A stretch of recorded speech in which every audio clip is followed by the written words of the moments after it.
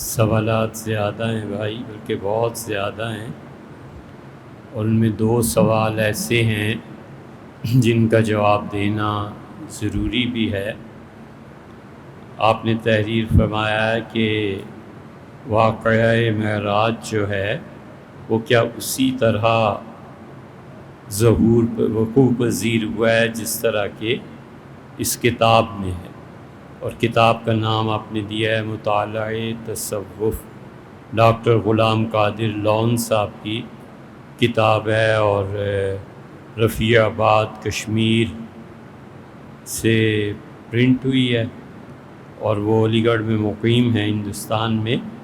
تو یہ کتاب ہم نے پڑھی نہیں، جب تک اصل کتاب ہم نہ دیکھ لیں اس وقت تک کچھ نہیں کہا جا سکتا۔ تو اس لیے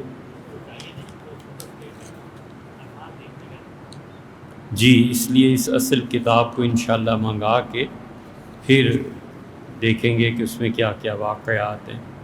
معراج کے تمام واقعات کے متعلق ایک کتاب کا ہم نے عرض کیا تھا، تو پھر نوازش و غالباً ابن کثیر رحمۃ اللہ علیہ کی البدایہ والنہایہ ہے، اور اس میں انہوں نے جو معراج کے واقعات بیان کیے ہیں وہ پڑھنے چاہیے۔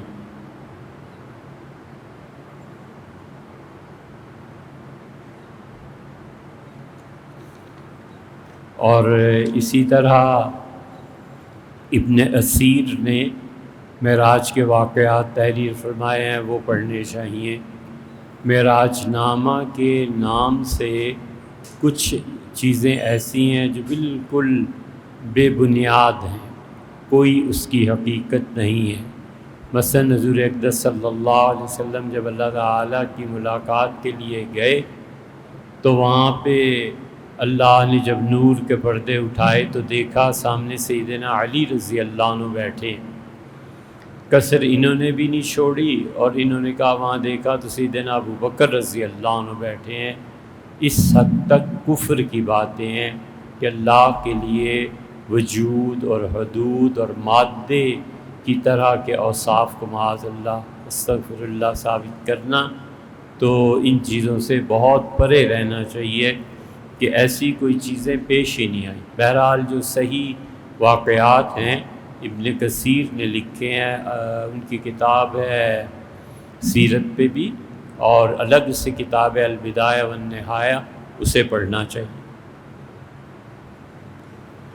ایک سوال یہ تحریر فرمایا ہے کہ وَإِن يُوقَ شُحَّ نَفْسِهِ فَأُولَٰئِكَ هُمُ الْمُفْلِحُونَ، کہ اس آیت کریمہ کا اصل مطلب کیا ہے؟ بہت سی تفاسیر دیکھی لیکن تسلی نہیں ہوئی۔ تسلی نہ ہونے کی بنیادی وجہ ایک ہی ہے کہ اللہ نے یہ کہا ہے کہ جو اپنے نفس کے شح سے بچایا گیا، سو یہ لوگ ہیں جو قیامت میں حقیقی طور پر نجات پائیں گے۔ یہ شح ہے کیا چیز جس سے خدا نے کہا ہے کہ جس نے اپنے آپ کو بچا لیا یا اللہ نے اسے بچا دیا، وہ آدمی قیامت میں نجات پا جائے گا، اور اس کی بڑی تعریف فرمائی ہے۔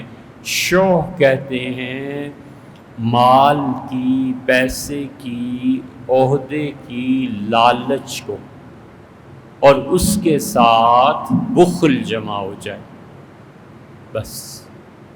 شح عربی زبان میں سینے کی، نفس کی، دل کی اس بیماری کو کہتے ہیں کہ ایک طرف تو اسے لالچ ہو کہ بڑا عہدہ ملے، بڑے پیسے کماؤں، یہ بھی کوئی ایسی بات نہیں، ٹھیک ہے، ہر آدمی کو ہوتی ہے، ہونی بھی چاہیے، ترقی ہو جاتی ہے، آدمی کی صلاحیتیں جو چھپی ہوئی ہوتی یہ سب صحیح۔ اس کے ساتھ جب بخل جمع ہو جاتا ہے تو یہ بری چیز ہے۔ بخل کا مطلب یہ ہے کہ اس کی ترقی پہ جو عہدہ اسے مل جاتا ہے نا، اس کی حرص تو پہلے تھی، ٹھیک ہے، لیکن اب جو بخل کرتا ہے کہ جو ذمہ داری اس عہدے کی ہے، مثلا وہ جنرل بن، مثلا چیف جسٹس، مثلا کوئی اور صدر وزیر اعظم، اس عہدے پہ پہنچ کے وہ لوگوں پہ ظلم کرتا ہے نا، یہ ہے شح، اور اللہ فرماتا ہے شح سے بچو۔ آدھا حصہ یہ ہے طلب، وہ تو پھر بھی کور کیا جا سکتا ہے، اس کے ساتھ جو ہے نا کہ وہ عہدے کی ذمہ داری پوری نہ کرے، غلط بات۔ پیسہ ہے، اللہ دیتا ہے، ٹھیک ہے، تمنا مانگنا سب جائز ہے، مگر اس کے ساتھ بخل پیدا ہو جائے کہ جہاں وہ سمجھتا ہے کہ واقعی اللہ کی راہ ہے، ہمیں اگلی نسلوں کے لیے کام کرنا ہے، ہمیں لوگوں کے لیے کام کرنا، اللہ نے لاکھوں کروڑوں سے مجھے زیادہ پیسہ دیا ہے، میں اس کا احساس کروں، اب بخل ہے، اس پہ خرچ نہیں کرتا، قرض نہیں دیتا۔ یہ چیزیں جو شوق ہیں اور اللہ نے اس کی مذمت کی ہے، اس سے اپنے آپ کو بچانا چاہیے۔ مہندی جو ہے اس کا اور خضاب کا آپ نے دریافت فرمایا ہے، تو خالص سیاہ رنگ کے علاوہ دوسرے رنگ جو ہیں ان کا خضاب وہ مستحب ہے، بہتر ہے، اچھا ہے۔ اور سرخ خضاب جو ہوتا ہے، خالص مہندی جو ہوتی ہے، یا اس میں کتم ایک طرح کی سیاہی شامل کی جاتی ہے، تو وہ بھی ٹھیک ہے، بلکہ وہ تو سنت سے ثابت ہے۔ حضور اقدس صلی اللہ علیہ وسلم اپنی داڑھی میں جو رنگ لگاتے تھے وہ بنیادی طور پہ مہندی اور کتم ملا ہوا ہوتا تھا۔ کتم بھی ایک صفوف ہے، سیاہ رنگ کا، یمن میں پایا جاتا ہے، اور عثمان ابن عبداللہ کہتے ہیں کہ میں حضرت ام المؤمنین ام سلمہ رضی اللہ عنہا کے یہاں گیا تو میں نے ان سے کہا کہ مجھے حضور صلی اللہ علیہ وسلم کے بال دکھائیں، تو انہوں نے جو مجھے بال دکھایا نبی کریم صلی اللہ علیہ وسلم کا، تو وہ سرخ رنگ کے خضاب سے رنگا ہوا تھا۔ اس کا مطلب یہ ہے کہ رسول اللہ صلی اللہ علیہ وسلم مہندی لگاتے تھے داڑھی، خالص مہندی لگا لے یا پھر اس کے ساتھ کتم سیاہ رنگ کا خضاب وہ داخل کر لے، اس میں شامل کر لے، تو یہ مستحب ہے۔ اور چاہے وہ جنگ کی حالت میں نہ ہو، چاہے اس نے نئی شادی کی ہو اور اس حال میں بھی نہ ہو، تو بھی عام آدمی کو بھی اپنی سفید داڑھی کو خضاب لگانا یہ مستحب ہے، زیادہ ثواب کی بات ہے۔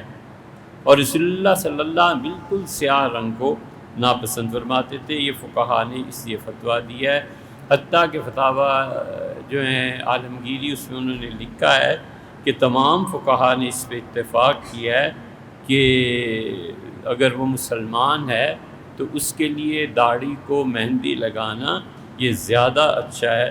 اس لیے وہ کہتے ہیں کہ ہمارے زمانے میں داڑھی کو مہندی لگانا یہ عام طور پہ ہندوستان میں یہ مسلمانوں کی اب علامت شمار کیے جانے لگا ہے۔ پھر اسی کو کہتے ہیں کہ سر پہ بھی خضاب لگایا جا سکتا ہے، اور چاہے جنگ نہ ہو تو بھی اپنے بالوں کو سیاہ کرنا، مہندی لگانا، یہ سب چیزیں درست ہیں۔ ابو داؤد میں حضور صلی اللہ علیہ وسلم کے متعلق آتا ہے کہ ایک آدمی حضور اقدس صلی اللہ علیہ وسلم کے پاس سے گزرا اور اس نے مہندی لگائی ہوئی تھی، تو نبی کریم صلی اللہ علیہ وسلم نے فرمایا ما احسن ھذا، کتنی اچھی بات ہے کہ تم نے اپنے سفید بالوں کو تبدیل کر لیا ہے۔ اور پھر آپ نے فرمایا کہ دیکھو یہ جو خالص مہندی ہے نا، اس سے بہتر ہے تم اس میں سیاہ خضاب بھی تھوڑا سا بہتر کر لیتے، شامل کر لیتے، تو یہ اس سے بھی بہتر تھا، یعنی تم زیادہ جوان دکھائی دیتے۔ تو اس لیے حضور اقدس صلی اللہ علیہ وسلم نے یہ دونوں چیزیں ملانے کا فرمایا، اور یہ زیادہ اچھا ہے۔ آپ نے تحریر فرمایا کہ الرجی کی وجہ سے جو پانی آنکھوں سے نکلتا ہے اس سے وضو ٹوٹ جاتا ہے، یعنی دیکھیں آنکھوں میں درد نہ ہو اور اس کے علاوہ جو پانی بہتا ہے تو بالکل وہ پانی پاک، آنسو ہیں تو بھی، آنسو نہیں ہے تو بھی وہ پانی جو آنکھوں سے گرتا ہے اور اس کے پیچھے کوئی بیماری، کوئی درد نہیں ہے تو وہ پاک ہیں، نہ اس سے وضو ٹوٹتا ہے، نہ ہی کپڑے ناپاک ہوتے ہیں۔ اس سلسلے میں جو ڈاکٹرز ہیں ان سے ہم نے پوچھا تھا تو انہوں نے کہا کہ آنکھ میں زخم بھی نہیں ہوتا اور کوئی پیپ وغیرہ کچھ بھی نہیں ہوتا، یہ تو پتلی جو ہے اس کو تر رکھنے کا نظام یہ اللہ تعالیٰ نے بنایا ہے، اور اس میں کبھی کبھی الرجی ہو جاتی ہے اور اس الرجی کی وجہ سے پھر آنسو ٹپکنے لگتے ہیں، تو یہ بہرحال ٹھیک ہے، کوئی حرج نہیں، آنکھیں سرخ ہو جاتی ہیں، پانی کثرت سے آنے لگتا ہے۔ یہ بہت بڑے ماہرین تھے فن کے جن سے ہم نے پوچھا، اس لیے بھائی فتویٰ دینا، مسئلہ بتانا کوئی اتنا آسان نہیں ہو جاتا۔ آپ کہتے ہیں دیر ہو جاتی ہے تو ہمیں بھی تو تحقیق کرنی پڑتی ہے نا، یہ بڑی ذمہ داری کی چیز ہے۔ حضور اقدس صلی اللہ علیہ وسلم نے فرمایا 100 میں سے 66 جہنم میں جائیں گے، یہ مفتی اور قاضی، اور 33 کی نجات ہوگی۔ اتنا کڑا معیار رکھا ہے، اس لیے کہ آدمی اللہ کا گھر پوچھ رہا ہے، کہتا ہے اللہ کو کیا پسند۔ ہم کوئی ایسی بات کرتے ہیں جو خدا کو پسند نہیں ہے تو مارے گئے نا قیامت میں، اسے تو کہیں گے تو جا جنت میں، اور یہ جو تجھے فتوے دیتے پھرتا تھا نا، تو ذرا سامنے آ، اس نے میرے گھر کا راستہ پوچھا تھا، تجھے نہیں پتا تھا پچھلی گلی میں ہے تو اس کو بتا دیتا، تو نے کیوں غلط رہنمائی۔ تو اس لیے یہ عرض کر رہا ہوں کہ فتوے اور جواب اتنے آسان نہیں ہوتے۔ لوگ سمجھتے ہیں 1 منٹ کا کہ ایسے نہیں، بھیا اس فن کے جو ماہرین ہیں، ہم نے ان سے فون کیا، پوچھا، تو انہوں نے کہا کہ سوزش ہو جاتی ہے آنکھوں میں، ظاہر کی جلد پہ، اور اس سے رطوبت، پانی یہ پیدا ہوتا ہے، اور اس مقامی سوزش کے نتیجے میں آنکھوں میں جو غدود ہیں ان تک بھی اثر پہنچتا ہے، اور اس لیے اس سے وضو پہ فرق نہیں پڑتا۔ تو یہ پانی ناپاک بھی نہیں ہوتا، وضو کو توڑنے والا بھی نہیں ہوتا، اور البتہ ایک چیز انہوں نے بتائی کہ آنکھوں سے نکلنے والا ایسا پانی جو اپنی اصل حالت میں تبدیل کر چکا ہو، یعنی اس سے بو آنے لگے، یا اس کا کوئی رنگ بن جائے، یا اس میں تغیر پیدا ہو جائے کہ وہ ذائقہ اس کا محسوس ہونے لگے، تو یہ تینوں اوصاف میں سے کوئی بھی بدلے گا تو اس کا مطلب ہے کہ یہ کسی زخم کا نتیجہ ہے، اس سے وضو بھی ٹوٹ جائے گا، اور کپڑوں پہ گرے گا تو کپڑے بھی ناپاک ہو جائیں۔ یہ چیز نہ ہو تو باقی سب درست۔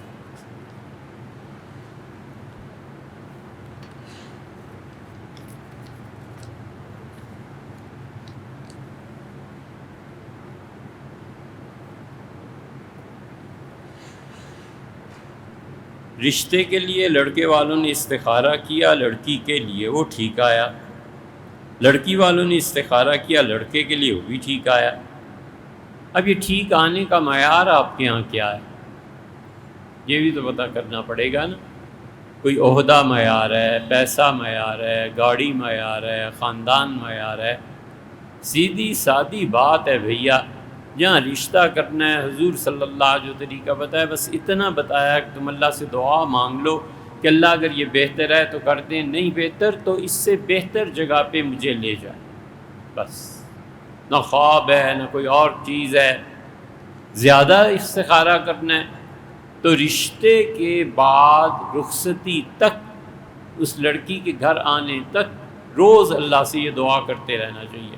اس کو بھی بڑھیا بنانا ہے تو 2 نفل پڑھ کے دعا کر، جتنی بڑی کامیابی حاصل کرنی ہے روزانہ 2 نفل کیا چیز ہے اس کے مقابلے میں۔ تو اس لیے بس یہ آخری حد ہے، خواب دیکھنا اور اس طرح کی چیزیں شریعت نے کہیں قطعاً کوئی چیز پہ نہیں بتائی کہ خواب دیکھنا، دوسروں سے استخارے کرانا، یہ چیزیں درست نہیں۔ بعض لوگوں کو خواب سے اصل میں مناسبت ہوتی ہے، ان کو خواب بڑے اچھے، ان کی طبیعت ایسی اللہ نے رکھی ہوتی ہے کہ ان میں یہ استعداد ہوتی ہے قدرتی طور پہ کہ خدا کے فیصلوں کو وہ اپنے دل میں منعکس کر لیں۔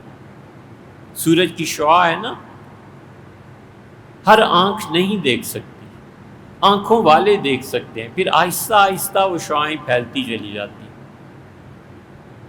یہ آدمی کا دل اللہ نے ایسا بنایا ہوتا ہے کہ وہ خدا کے فیصلے کو اس کا دل جھانک لیتا ہے، قبول کر لیتا ہے، غیر محسوس طریقے پر یہ دل جو ہے اللہ کے فیصلے اور لوح محفوظ کا عکس اس میں آ جاتا ہے۔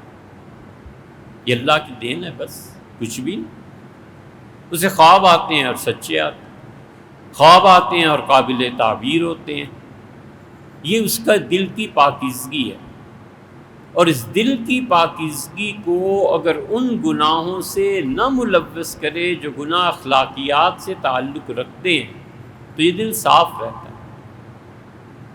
شراب پیتا ہے، دل صاف رہتا ہے۔ دل کا تعلق اصل میں ان گناہوں سے ہے جو اخلاقیات سے ہیں، حسد کرنا، ظلم کرنا، بلا وجہ کا غصہ، لوگوں کو حقیر جاننا، یہ سب چیزیں ایسی ہیں جو انسانی اخلاقیات سے تعلق رکھتی ہیں نا۔ جو یہ اس قسم کے کرتوت کرتا ہے اس کا دل آہستہ آہستہ پھر سیاہ پڑنا شروع ہوتا ہے، اور وہ پھر آہستہ آہستہ سیاہ ہو جاتا ہے۔ وہ جو اللہ نے نور کی قبولیت کی صلاحیت رکھی تھی وہ متاثر ہوتی۔ دوسری طرف وہ گناہ جو جذبات کے غلبے سے سرزد ہوتے ہیں، اس سے دل کی کارکردگی متاثر ضرور ہوتی ہے مگر ختم نہیں ہوتی، والعیاذ باللہ۔ یہ ایک نظریہ ہے، اگر کوئی نہیں مانتا تو کون سی بڑی بات ہے۔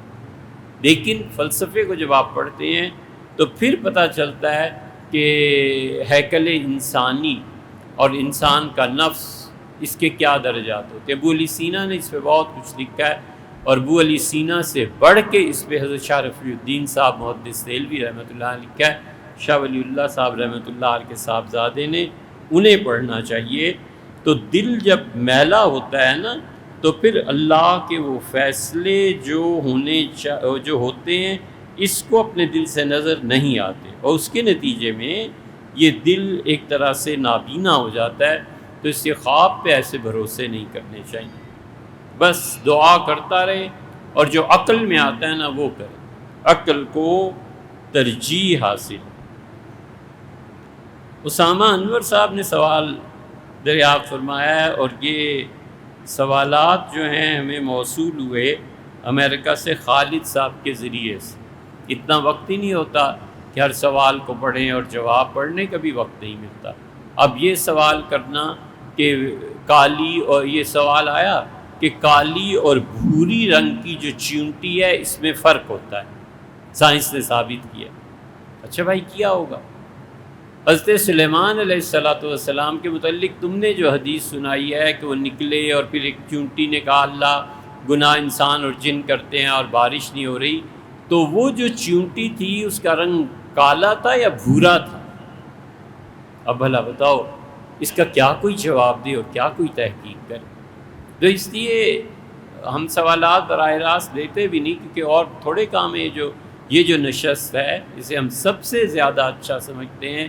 وجہ اس کی یہ ہے کہ صحابہ اور تابعین رضی اللہ عنہ کہتے تھے ایک صحیح مسئلہ اگر تم 24 گھنٹے میں بتا دو نا تو یہ تمہارے لیے سال بھر کے نفلی روزوں اور نفل پڑھنے سے افضل، کیونکہ اللہ کی راہ ہے نا۔ تو اب ہم کیوں تحقیق کریں گے کہ بھورے رنگ کی تھی کہ کالے رنگ کی تھی، چونٹی تھی، بس ختم کرو۔ اس لیے یہ خالد صاحب سوالات بھیجتے ہیں یا بعض اور ذرائع، تو وہ پھر پڑھنے آپ نے اب دیکھیے اس سوال یہ 3-4 ایک ہی طرح کے ہیں۔ ارشاد فرمایا ہے ہمارے مخدوم اسامہ صاحب نے کہ قابل احترام مفتی صاحب سے کہیے کہ بہت سے فتوے ایسے ہیں جو ہم نے مختلف علماء سے دریافت کیے ہیں، اور وہ کہتے ہیں if 50% of man's earning is halal, one can eat from it, and if it is less than 50% then one should not eat۔ سارے سوال کا خلاصہ یہ ہے کہ ہمارے فتوے دوسروں سے مختلف ہوتے ہیں، ایک، اور دوسرے یہ کہ جو بینک کی نوکری کرتا ہے اس کے گھر کھانا کھانا چاہیے یا نہیں، ایک یہ اعتراض ہے۔ پھر اسی طرح اسی سینس کا دوسرا بھی بھیجا ہے کہ بر صغیر کے تینوں جامعات اور دارالافتاء کے نزدیک بینک میں سودی کام کرنے والے کے گھر پر کھانا کھانا جائز نہیں۔ مفتی صاحب سے عرض یہ ہے کہ یہ ایسا کیوں ہے کہ بہت سے اہم ترین مسائل میں آپ کی رائے بالکل مختلف ہوتی ہے، اس کی وجہ سے مفتیان کرام مفتی صاحب کو قابل اعتبار نہیں سمجھتے۔ پھر تیسری چیز یہ تحریر فرمایا کسی نے کہ can we eat at someone's house who works at a bank. مفتی صاحب نے جتنی مثالیں دی ہیں وہ سب غیر مسلموں کی دعوت کے متعلق ہیں، اور سوال یہ ہے کہ کیا مسلمان سود خور کے گھر بھی کھانا چاہیے یا نہیں۔ اچھا، یہ اور 2 سوالات اس پہ آئے ہیں کہ ہم نے علم نجوم کو جائز قرار دیا ہے اور جبکہ باقی مفتی حضرات کہتے ہیں یہ حرام۔ یہ ہے تھوڑا سا تفصیل طلب مسئلہ۔ دیکھیے، پاکستان ہندوستان کا کوئی بھی دارالافتاء فتوے والے کبھی بھی یہ نہیں کہیں گے کہ علی الاطلاق ایبسلیوٹلی مطلقاً بینک کی نوکری ناجائز ہے اور بینک والوں کے ہاں کھانا حرام۔ کوئی ایک فتویٰ اس پہ نہیں دیتا، سب شرطیں لگاتے ہیں۔ مثلاً وہ کہتے ہیں کہ ایک آدمی اسلام اور کفر کی کشمکش میں جا پہنچا ہے، نوکری کوئی ملتی نہیں، تو اسے کہتے ہیں تم بینک میں نوکری کر لو، کیونکہ یہ سود کبیرہ گناہ تمہارے حق میں مباح کے درجے میں آ جائے گا، اور تمہارا یہ کام تمہیں کفر سے روکے گا، کہ کفر بہرحال بہت بڑی چیز، یہی ہم نے بھی کہا۔ اب اس کو کون کہے کہ مر جاؤ کفر کر لو لیکن بینک میں نوکری نہ کرو؟ اللہ نے حالت اضطرار میں اجازت دی ہے یا نہیں دی ہے کہ گوشت کھا لو، شراب پی لو؟ یہی اضطراری کیفیت کسی پہ طاری ہو جائے تو آپ پھر بھی اسے روکیں گے کہ یہ نہ کرو؟ اس لیے اس بینک کی نوکری میں تفصیلات ہیں۔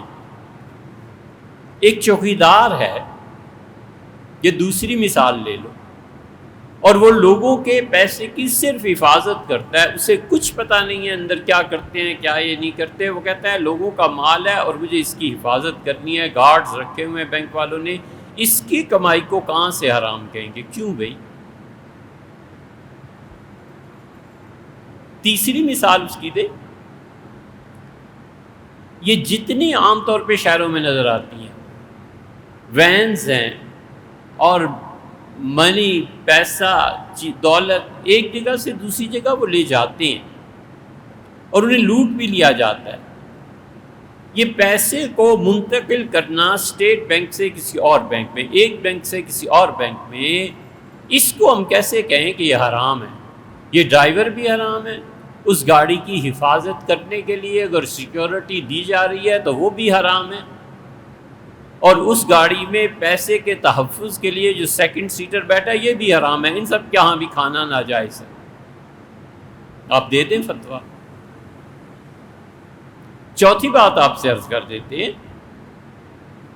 کہ صفائی کرنے والا جو سویپر آتا ہے، کل کو اس کو بھی کہو کہ تمہاری نوکری بھی حرام ہے، کیونکہ تم ایک سودی کاروبار والوں کا فرش صاف کرتے ہو، واش روم صاف کرتے ہو، وہ گندگی رہے وہ جائز ہے اور یہ حرام۔ ہم اس سے بھی آگے کی بات کہتے ہیں،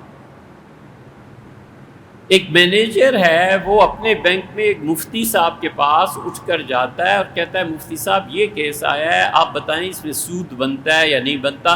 یہ جو مینیجر اٹھ کے جا رہا ہے نا شریعت کا مسئلہ پوچھنے، اس کی کمائی بھی حرام ہے، اور وہ مفتی صاحب جو بیٹھے ہیں ان کی کمائی کیوں حرام نہیں میاں؟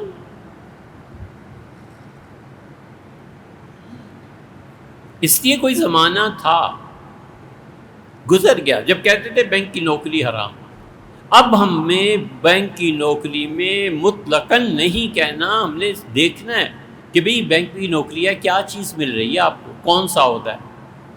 وہ کہتا ہے حضرت مجھے مفتی کے طور پہ رکھ رہے ہیں، تو ہم یہ کہہ دیں ناجائز ہے، حلال اور حرام کی تفریق نہ جا کے بتانا، بلکہ وہ دارالعلوم فلاں اور فلاں مدرسہ اس میں اٹھ کے خود آئیں اور مدرسے میں آ کے پوچھ کے فتویٰ لے جائیں، تو باقی تم قدم نہ رکھنا ہو، اسے بھی کہہ لو حرام۔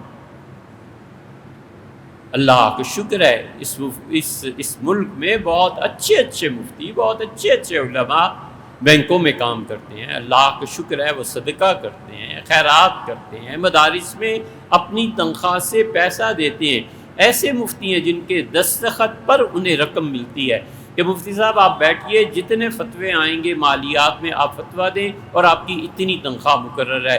اس تنخواہ کو کون حرام کہہ سکتا ہے؟ لگاؤ فتویٰ کہ جی بینک کی نوکری ہی ناجائز ہے، اس کے ہاں کھانا بھی ناجائز ہے، کوئی بھی فتویٰ یہ نہیں دیتا۔ ہر دارالفتہ پوچھتا ہے۔ وہ زمانہ لگ گیا جب بینک صرف حرام کاموں کے لیے ہوتے تھے، اب بہت سی جائز صورتیں، حلال صورتیں، اس میں مفتی حضرات، بینک مینیجر وغیرہ وغیرہ یہ درست کام کرتے ہیں، اس لیے ان کے گھر کھانا بھی درست۔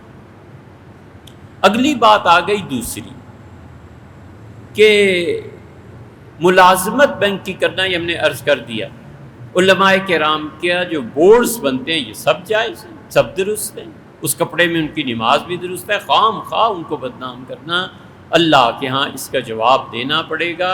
تم بھی سوچ لو. اور مفتی صاحبان اللہ تعالیٰ سلامت رکھے وہ بڑی گہری فکر اور سوچ کے بعد جو فیصلہ کرتے ہیں کہ مجھے ایز اے مفتی اس بینک میں جاب لینی ہے، وہ بھی اللہ کے ہاں پہنچ جائیں گے، آپ بھی پہنچ جائیں گے. یہ تہمتیں لگانا یہ آسان آج پڑتا ہے نا، کل کو پتہ چل جائے.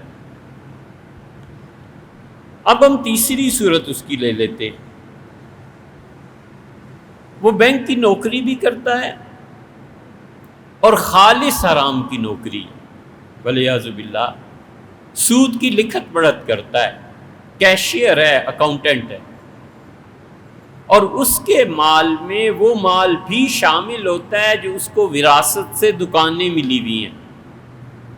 اس کو وراثت میں مال ملا ہوا ہے، اس نے اپنا پیسہ انویسٹ کیا ہوا ہے، اور بہت سے ملازمین بینک کے شام کو جا کے کسی پراپرٹی ڈیلر کسی اور کے پاس بیٹھتے ہیں کہ ہاں یار اتنا پیسہ اس سے انویسٹ کرتے ہیں، یہ بھی کمائی آ رہی ہے اور وہ بھی کمائی آ رہی ہے، دونوں ملا جلا کر آ رہی ہیں. اس پہ علماء کہتے تھے کہ 50% سے ابو ہونی چاہیے. یہ پچھلے زمانے کا فتویٰ تھا، سمجھے؟ اس کو غور سے سنو. ہمارے زمانے میں ہمارے سارے مفتی حضرات صلی اللہ وہ فتویٰ دیتے ہیں کہ وہ جو دو مخلوط آمدنیاں آ رہی ہیں نا، اس 50% کی شرط کو اٹھا دو. جو کھانا انہوں نے تمہیں گھر میں کھلایا ہے، 2000-3000 صرف کیے ہیں، یہ 3000 اس کی حلال آمدن میں سے ہیں جو وہ بزنس کر رہا ہے، باقی حرام ہوتے ہیں تو ہوتے ہیں. اس کو کون حرام کہے گا؟ یہ وہ چیزیں ہیں جو کوئی بھی کہتا ہے کہ بینک کی نوکری حرام ہے. جی ہم کہتے ہیں حضرت اس طرح فتویٰ نہیں ہے، اس میں مستثنیات دیکھنی ہے، ایکسیپشنز دیکھنی. مثلا خواتین صفائی وغیرہ یہ حرام ہے، بالکل جائز. ہم کہتے ہیں حضرت یہ فتویٰ نہیں ہے. فتویٰ یہ ہے کہ اس پہ جبر کیا گیا ہے، بچے کی روح ہے نہیں، 4 مہینے سے پہلے اس کو بالکل ختم کر دینا یہ جائز ہے. آپ ایبسلیوٹلی فتویٰ نہیں دے سکتے کہ بالکل حرام ہے نہ. ہم اس کی شکیں پوچھتے ہیں، وجہ پوچھتے ہیں، پھر اس پہ بحث کرتے ہیں، پھر جائز اور ناجائز کا فیصلہ ہوتا ہے. اچھا اس نے دعوت کر دی آپ کی اور اس سے کہیں سے قرضہ لے لیا، اسے کہا یار بچے کا ولیمہ ہے اور مجھے 5 لاکھ دے دو. یہ 5 لاکھ جو اس نے قرض لیا ہے اس ولیمے پہ خرچ کرنے کے لیے، یہ کس شریعت کی روح سے ناجائز ہے؟ یہ کیسے حرام ہے وہ بینک میں کام کر رہا، لیکن آپ کو جو کھانا کھلا رہا ہے وہ سارا قرض کا مال لکھ کے کھلا رہا ہے، اس کو کیسے حرام کہہ دینا؟ اسی طرح کسی انسان کے پاس جب جائز ذرائع سے پیسہ آئے اور اس کے ساتھ ناجائز ذرائع مل جائیں تو ہم حلال کہتے ہیں اس کے کھانے میں، اور خالصتاً حرام ہو، کوئی صورت نہ بچے، پھر سب کہتے ہیں ناجائز ہے. تو کون نیا فتویٰ دے رہا ہے؟ نہ ہم نہ کوئی اور. یہ شکیں ہیں اور فتوے اس طرح شکوں میں بانٹ کر دیے جاتے ہیں. اس لیے جتنا کچھ بھی آپ نے فرمایا ہے ایسے نہیں ہے کہ دوسرے حضرات فتویٰ دیتے ہوں اور ہم اس کے برعکس دیتے ہوں. ایسے شاید جتنے فتاوی ہیں ان میں سے ایک فتویٰ بھی ایسا نہ ملے جو جمہور کے خلاف ہے. بلکہ الحمدللہ ہم صرف یہی نہیں کرتے، ہم اپنے وہ بچے جو پڑھ رہے ہیں انہیں بھی بلا کے دیتے ہیں. ہم کہتے ہیں بیٹے یہ دیکھیں، اور کئی مرتبہ وہ کہتے ہیں اس لفظ کی بجائے یہ لفظ لکھتے ہیں، ہم لکھتے ہیں. قیامت میں اللہ کے یہاں پکڑے جانا ہے، ذمہ داری کا احساس نہیں ہے. صرف فرق اتنا سا ہے کہ آپ کہیں بھیج دیں بینک کی نوکری ناجائز، ہم اس پہ لکھیں گے کہ بینک کی نوکری کون سی کر رہے ہو، کس بینک میں کر رہے ہو. اور وہ تمام بینک جہاں اب اسلامک طریقے پہ بینکاری کی جا رہی ہے اس کو تو ہم کہہ ہی نہیں سکتے. اس کی ایک تیسری مثال دیتے ہیں خاتون کے کیس کے علاوہ. کوئی زمانہ تھا ٹی وی پہ اسلام کا نام و نشان نہیں ہوتا تھا، میڈیا میں اسلام کہتے تھے ٹی وی کا دیکھنا بھی حرام، لینا بھی حرام، رکھنا بھی ناجائز. اب جب ٹی وی پہ خبریں بھی آنے لگی ہیں، اب جب ٹی وی پہ اسلام کے مطابق پروگرام بھی آنے لگے ہیں، تو اب فتویٰ دے دو کہ یہ بھی حرام ہے۔ تو جو ٹی وی پہ آتے ہیں کسی بھی مکتبہ فکر کے علماء، انہیں بھی کہو کہ یہ حرام کام کر رہے ہیں، کبیرہ گناہ کر رہے ہیں، اور سب سے پہلے یہ کرو کہ اپنے گھر سے ٹی وی نکال دو اور یہ موبائل فون بھی سننا چھوڑ دو، اس لیے کہ اس میں بھی خبریں آتی ہیں۔ کسی کو جینے دو اور سانس لینے دو یار، نہ کرو۔ یہ ہے دوسری چیز 2-3 منٹ پہ وہ جو تحریر فرمایا دو اصحاب نے کہ ہم نے جہاں بھی دیکھا ہے علم نجوم کو حرام کہتے ہیں اور تم جائز کہتے ہیں۔ ہم اس وجہ سے علم نجوم کو جائز کہتے ہیں کہ ہمارے اکابر نے اسے جائز کہا ہے، اور ہم اپنے اکابر کی راہ سے بالکل ادھر ادھر نہیں ہونا چاہتے۔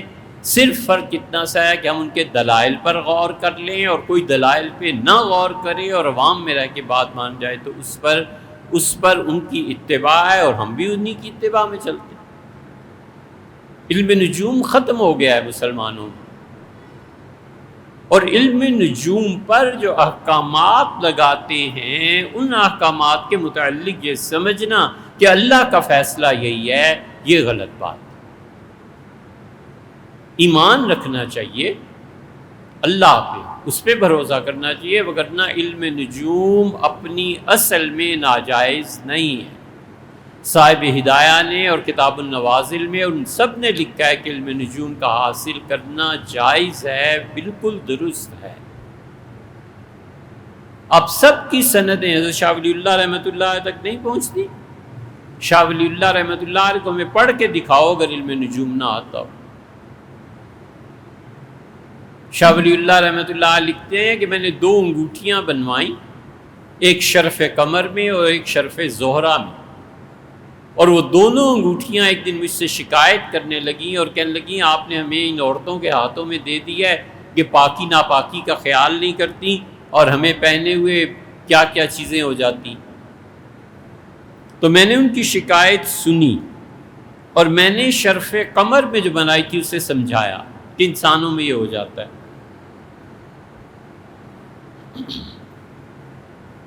اس نے مجھ سے کہا کہ ٹھیک ہے میں گزارا کر لوں۔ ایک دن اچانک خواتین نے کہا کہ وہ جو ایک دوسری انگوٹھی تھی وہ غائب ہو گئی۔ تو میں نے آ کے لوگوں سے پوچھا، میں نے کہا ایک انگوٹھی تھی یوں غائب ہو گئی، تو ایک دوست نے جیب سے نکال کے مجھے دی کہ یہ لیں۔ وہ انگوٹھی شرف زہرہ میں بنی تھی۔ تو میں نے کہا تم کہاں چلی گئی تھی؟ اس نے کہا میرا نہیں گزارا ہوتا ان عورتوں کے ساتھ۔